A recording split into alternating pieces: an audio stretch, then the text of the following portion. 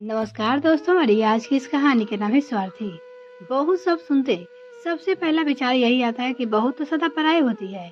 लेकिन मेरी शोभा भाभी से मिलकर हर व्यक्ति यही कहने लगता है कि बहू तो होती ही ऐसी है।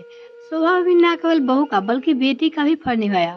15 साल पहले जब उन्होंने दीपक भैया के साथ फेरे लेकर यहाँ वादा किया था कि वो परिवार का ध्यान रखेगी, सुख दुख में उन सबका साथ देगी, तब से वो वचन उन्होंने सदैव निभाया। जबकि बखूबी बाबूजी दीपक भैया के लिए शोभा भाभी को पसंद करके आए थे। तब बाबूजी ने कहा था, बड़े शहर की लड़की है भैया जी, बातें भी बड़ी बड़ी करेगी, हमारे छोटे शहर में रह नहीं पाएगी। तब बाबूजी ने मुस्कुराकर कहा था, दीदी मुझे लड़की की शादी भाग गई, देखना हमारे परिवार में खुशी खुशी अपना जगह बना लेगी। बाबूजी का यह बात सच साबित हुआ। शोभा भाभी कब हमारे परिवार का हिस्सा बन गई पता ही नहीं चला। भाभी हमारे परिवार की जान थी। उनके बिना त्योहार विवाह शादी फीके लगते थे। भैया सदैव काम में व्यस्त रहते थे, इसलिए घर में काम के साथ साथ घर के बाहर काम जैसे बिजली का बिल जमा करना, बाबूजी की दवा लाना भाभी ही किया करती थी। माँ के देहांत के बाद उन्होंने मुझे कभी माँ की कमी महसूस नहीं होने दी। इसी बीच राहुल ने जन्म घर में लिया, खुशियाँ का माहौल बना दिया। सारा दिन बाबूजी उसी के साथ खेलते रहते। मेरे दोनों बच्चे अपनी मम्मी के इस तोहफे को बेहद खुश थे। वो स्कूल से आते ही राहुल से मिलने की जिद करते। जब मैं भी अपने पति दिनेश के साथ अपने मायके जाती तो भाभी ना देखती कि न दिन, बस सेवा में लग जाती। इतना लाड तो माँ भी नहीं करती थी। एक दिन बाबूजी का फोन आया और उन्होंने कहा, शालिनी दिनेश को लेकर फौरन चलिए बेटा, शोभा को तेरी जरूरत है। मैंने तुरंत दिनेश को दुकान से बुलाया और हम दोनों घर से निकल पड़े। सारा रास्ता परेशान थे कि आखिर बाबूजी इस समय हमें क्यों बुलाया है, भाभी को मेरी जरूरत है ऐसा क्या कहा। मन में सवाल लेकर जैसे ही घर पहुंची, देखा बाहर टैक्सी खड़ी थी, दरवाजे पर 2 बड़े सूटकेस खड़े थे। कुछ समझ नहीं आई कि क्या हुआ है। अंदर जाते ही देखा बाबूजी परेशान बैठे थे और भाभी चुपचाप मूर्ति बनकर खड़ी थी। भैया गुस्से में आए और बोले, उफ, अब तेरी वकालत करने के लिए शोभा ने अपने लोगों को बुला लिया। भैया ने ये बोल के तीर की तरह। तभी दिनेश बोले, क्या हुआ भैया, सब इतने परेशान क्यों है। इतना सुनते ही भाभी फूट फूट कर रोने लगी। भैया ने गुस्से में कहा, कुछ नहीं दिनेश, मैं अपने जीवन में से एक महत्वपूर्ण फैसला लिया है जिससे बाबूजी सहमत नहीं है। मैं विदेश जाना चाहता हूँ। वहाँ बहुत अच्छी नौकरी मिल रही है, रहने का मकान, गाड़ी भी। यह तो बहुत अच्छी बात है भैया, दिनेश ने कहा। दिनेश कुछ और कहा पाता, तभी भैया बोले, मेरी बात अभी पूरी नहीं हुई है दिनेश। मैं अब अपना जीवन अपनी पसंद से जीना चाहता हूँ, अपने पसंद के जीवन साथी से। यह सुनते ही मैं दिनेश हैरानी से भैया को देखने लगे। भैया ऐसा सोच भी सकते हैं। भैया अपने दफ्तर से काम करने वाली नीला के साथ घर से बसाना चाहते थे। शोभा मेरी पसंद की ही नहीं थी। बाबूजी के डर के कारण मुझे यह विवाह करना पड़ा, परंतु कब तक मैं इनकी खुशी के लिए अपना एक छाया दबाता रहूंगा। मैं बाबूजी के पैर पर गिरकर रोती हुई बोली, बाबूजी आप भैया से कुछ कहते क्यों नहीं, इससे कहिए कि ऐसा ना करें। इन्होंने बाबूजी को रोक लिया। चारों को सन्नाटा छा गया। काफी सोचकर भैया ने बाबूजी से कहा, दीपक यह अच्छी बात है कि तुम जीवन में सफलता प्रयास कर रहे हो, अपनी सफलता तुम शोभा को भी शामिल नहीं कर रहे हो, यह गलत है। मत भूलो कि तुम आज जहाँ हो वहाँ पहुँचाने में शोभा तुम्हारा भरपूर साथ दिया है। उसी के प्यार और विश्वास पर इतना बड़े हुए हैं, वो मर जाएगी। कहते हुए बाबूजी की आंखों में आंसू हो गए। भैया का जवाब तभी वही था और हम सब छोड़कर अपनी अलग दुनिया बसाने चले गए। बाबूजी सदा यही कहते थे कि वक्त और दुनिया किसी की नहीं है। इस बात का आभास भैया के जाने के बाद हुआ। सगे संबंधी कुछ दिन तक घर आते, दुख व्यक्त करते, फिर उन्होंने आना बंद कर दिया। जैसे जैसे बात फैली वैसे ऐसे लोगों का व्यवहार हमारे प्रति बदल गया। फिर एक दिन बाबूजी आए, जैसे ही भाभी उनके पैर छूने लगी वैसे ही चिल्लाकर कहे, हट विषम, अब आशीर्वाद की क्या करेगी, हमारा बेटा तो तेरी वजह से छोड़कर चला गया। बूढ़े बाप का सहारा छीनकर चैन नहीं मिला तुझे, अब क्या जान लेगी हमारी। मैं कहती हूँ भैया इस में मायके भिजवा दे, दीपक वापस चला जाएगा। बाबूजी तुरंत बोले, बस दीदी बहुत हुआ, अब मैं एक ही शब्द नहीं सुनूंगा। शोभा इस घर की बहू नहीं बेटी है। दीपक हमें इसी वजह से नहीं अपने स्वार्थ के लिए छोड़ के गया है। मैं इसे कहीं नहीं भेजूंगी, यह मेरी बेटी है और मेरे पास ही रहेगी।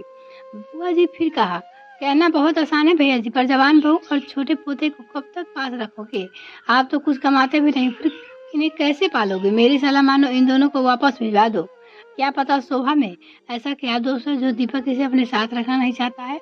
यह सुनते ही बाबूजी को गुस्सा आ गया। उन्होंने बाबूजी को अपने घर से जाने को बुआ जी को कह दिया। बुआ जी तो चली गई, पर उन्हीं की कई बात बाबूजी को चैन से बैठने नहीं दे रही थी। उन्होंने भाभी को अपने पास बिठाए कहा, बस शोभा, अब रोकर अपने आने वाले जीवन को नहीं जी सकती।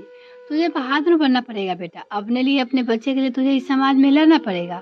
तेरी कोई गलती नहीं है दीपक, कहीं से तेरी खुशी जैसे सुशील लड़के का प्यार नहीं है। तू चिंता ना कर बेटा, मैं हूं ना तेरे साथ और हमेशा रहूंगा। वक्त के साथ भाभी ने अपने अपन को संभाल लिया। उन्होंने कॉलेज में नौकरी कर ली और शाम को घर पे बच्चे को पढ़ाने लगी। समाज की उंगलियां भाभी पर उठती रही और उन्होंने हौसला नहीं छोड़ा। राहुल को स्कूल में डालते वक्त थोड़ी परेशानी हुई, पर भाभी ने सब कुछ संभालते हुए सारे घर की जिम्मेदारी अपने कंधे में उठा ली। भाभी ने यह साबित कर दिया कि अगर औरत ठान ले तो अकेले पूरे समाज से लड़ सकती है। इस बीच भैया की कोई खबर नहीं आई। उन्होंने कभी परिवार की खोज नहीं ली। सालों बीत गए, भाभी अकेले परिवार चलाती रहे, पर भैया की ओर से कोई मदद नहीं आई। एक दिन भाभी का कॉलेज से फोन आया, दीदी घर पे ही हो ना, शाम को आपसे कुछ बात करनी है। हाँ हाँ भाभी, मैं घर पे ही हूँ, आप आ जाओ। शाम 6 बजे भाभी मेरे घर पहुंची। थोड़ी परेशान लग रही थी। चाय पीने के बाद मैंने पूछा, क्या बात है भाभी, कुछ परेशान लग रही हो, घर पे सब ठीक है? थोड़ी हिचकिचाते हुए बोली, दीदी आपके भैया का खत आया है। मैं अपने कानों में विश्वास ही नहीं कर पा रही थी।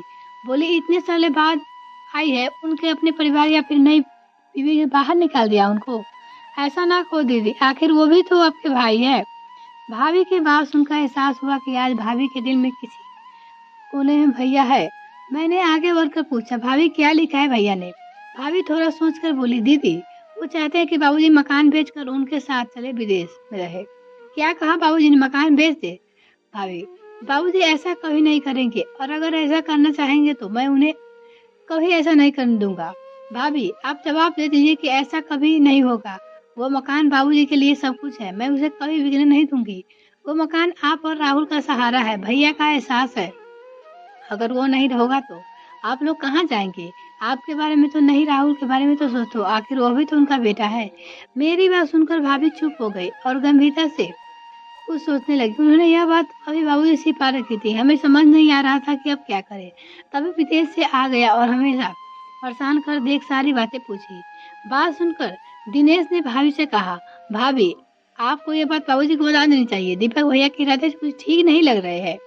यह सुनते ही भाभी डर गई। फिर हम तीनों तुरंत घर के लिए निकल पड़े। घर जाकर भाभी ने सारी बातें बिस्तर से बाबूजी को बता दी। बाबूजी कुछ विचार करने लगे। उनके चेहरे से लग रहा था कि भैया ऐसा करेंगे। इन बात की उम्मीद नहीं थी। उन्होंने दिनेश से पूछा, दिनेश तुम बताओ कि हमें क्या करना चाहिए?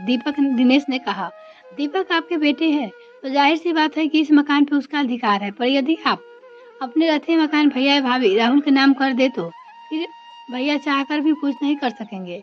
दिनेश की आवाज सुनते ही बाबूजी तुरंत फैसला ले लिया कि अपना मकान भाभी के नाम कर देंगे। मैंने बाबूजी से इस फैसले से मंजूरी दे दी और उन्हें विश्वास दिलाया कि वो सही कर रहे हैं। ठीक 10 दिन बाद भैया घर पहुंचे और आकर अपना हक मांगने लगे। भाभी पर इल्जाम लगाया नहीं कि उन्होंने बाबूजी को बुढ़ापे का फायदा उठाया और धोखे से मकान अपने नाम करवा लिया है। भैया की कड़वी बातें सुनकर बाबूजी को गुस्सा आया। वो भैया को थप्पड़ मारते हुए बोले, नालायक, कोई तो अच्छा काम किया होता। शोभा को छोड़कर तूने पहली गलती की और अब इतना बड़ी घटिया बात करने से तुझे जरा भी लज्जा नहीं आई। उसे मेरा फायदा नहीं उठाया बल्कि मुझे सहारा दिया। चाहती हो तो मुझे छोड़कर जा सकती थी, अगर अपनी उंगलियां अलग बसा सकती, पर उन्हें जिम्मेदारी निभाई तेरी थी। तुझे अपना बेटा कहते हुए मुझे अफसोस होता है। तभी भाई बीच में बोली, दीपक आप बाबूजी को दुख मत दीजिए। हम सबकी भलाई इसी में है कि आप यहाँ से चले जाए। भाभी का आत्मविश्वास देखकर भैया दंग रह गए और चुपचाप लौट गए। भाभी घर की बहू से अब हमारे घर की बेटी बन गई थी। यह कहानी आपको कैसी लगी कमेंट सेक्शन में लिखना ना भूलें। वीडियो को देखने के लिए बहुत बहुत धन्यवाद।